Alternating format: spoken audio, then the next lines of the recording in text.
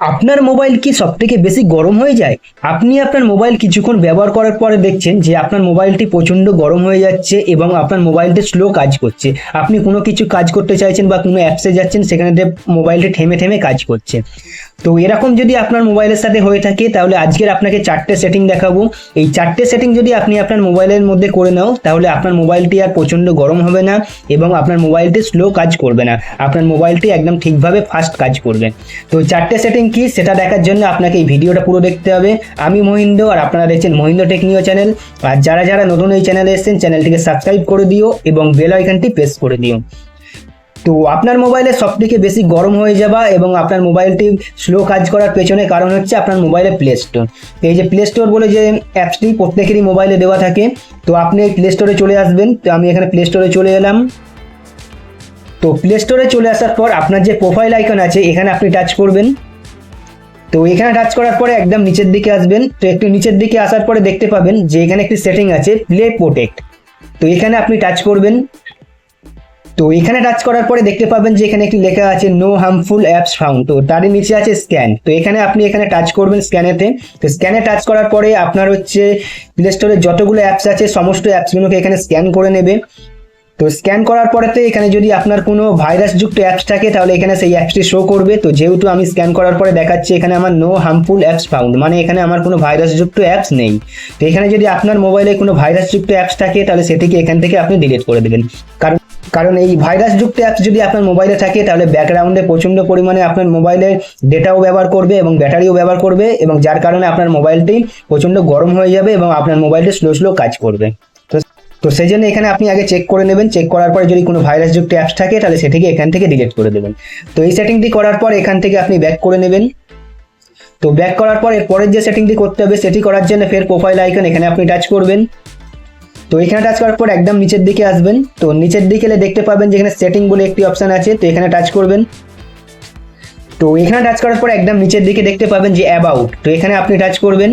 তো এখানে টাচ করার পরে দেখতে পাবেন যে এখানে একটি অপশন আছে প্লে স্টোর ভার্সনস, তারই নিচে আছে আপডেট প্লে স্টোর। তো প্লে স্টোর থেকে আমরা যে সমস্ত অ্যাপসগুলো ডাউনলোড করে থাকি, সেই সমস্ত অ্যাপসগুলো আমরা প্লে স্টোরেতে গিয়ে সেগুলোকে আপডেট করি, কিন্তু প্লে স্টোরটাকে আমরা আপডেট করতে পারি না। তো যার কারণে এখানে যে অপশনটি আছে দেখতেই পাচ্ছেন যে আপডেট প্লে স্টোর। তো এখান থেকে আপনি প্লে স্টোরটিকে আপডেট করে নিতে পারবেন। তো আপডেট করার জন্য এখানে আপডেট প্লে স্টোর বলে যে অপশন আছে, এখানে টাচ করবেন। এখানে টাচ করার পরে আপনার যদি প্রথম আপডেট না হয়ে থাকে, তাহলে এখানে গট ইট থাকবে, গট ইটে টাচ করে আপনি আপডেট করে দেবেন। যেহেতু আমি আপডেট করে রেখেছি, সেই জন্য আমি এখানে এই অপশনটি দেখাচ্ছি। তো এটি করার পর এখান থেকে ব্যাক করে নেবেন। তো ব্যাক করার পরে উপরে দেখতে পাবেন যে এখানে একটি সেটিং আছে নেটওয়ার্ক অ্যান্ড প্রিফারেন্সি। তো এখানে আপনি টাচ করবেন। তো এখানে টাচ করার পরে দেখতে পাবেন যে এখানে অটো আপডেট অ্যাপস বলে যে সেটিংটি আছে, এখানে আপনি টাচ করবেন। তো এখানে টাচ করার পরে এখানেতে 4টি অপশন আপনি পেয়ে যাবেন। তো update all apps over wifi আর মোবাইল ডেটা, এটি বা হচ্ছে update with limited amount of mobile data, এই দুটি অপশনের মধ্যে যদি আপনার হয়ে থাকে, তাহলে এটিকে আপনি সবসময় ডোন্ট অটো আপডেট অ্যাপস যে নিচে আছে, এটিকে আপনি করে দেবেন। তো ডোন্ট অটো আপডেট অ্যাপস করে দিলে কি হয়, আপনার প্লে স্টোরেতে যে সমস্ত অ্যাপসগুলো আছে সেগুলো অটোমেটিকলি আপডেট আর হবে না। তো উপরের যে সেটিংগুলো যদি আপনার করা থাকে, তাহলে আপনার হচ্ছে প্লে স্টোরেতে অটোমেটিকলি আপনার অ্যাপসগুলো আপডেট হতে থাকবে, এবং যার কারণে আপনার হচ্ছে প্রচুর পরিমাণে ইন্টারনেটও ব্যবহার হবে এবং ব্যাটারিও ব্যাকগ্রাউন্ডে ব্যবহার হবে, যার কারণে আপনার মোবাইলটি প্রচণ্ড গরম হবে এবং হচ্ছে আপনার মোবাইলটি স্লো কাজ করবে। সেই জন্য এটিকে আপনি সবসময় ডোন্ট অটো আপডেট অ্যাপস করে দেবেন। তো এই সেটিংটি করার পর এরপর আপনি এখান থেকে ব্যাক করে নেবেন।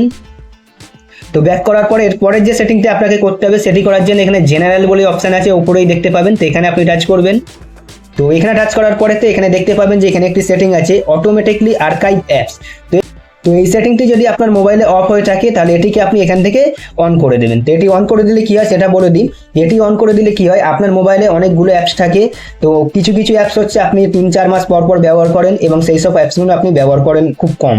তো এটি অন করে দেওয়ার পরে সেই সমস্ত অ্যাপস যেগুলো আপনি খুব কম ব্যবহার করেন, সেই সব অ্যাপসেতে আপনার হচ্ছে মোবাইল ডেটাও ব্যবহার হবে না এবং আপনার মোবাইলের যে স্টোরেজ সেটিও ব্যবহার করবে না।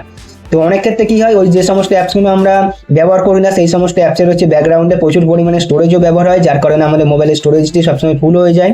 তো সেই জন্য এই সেটিংটিকে আপনি এখানে অন করে দেবেন। অন করে দেওয়ার পর যে সমস্ত অ্যাপস আপনি ব্যবহার করবেন, তখনই সেই সমস্ত অ্যাপসে আপনার হচ্ছে মোবাইলের স্টোরেজ ব্যবহার করবে এবং হচ্ছে আপনার মোবাইলের ব্যাকগ্রাউন্ডে ব্যাটারিও ব্যবহার করবে। তো সেই জন্য এটিকে আপনি এখান থেকে অন করে দেবেন।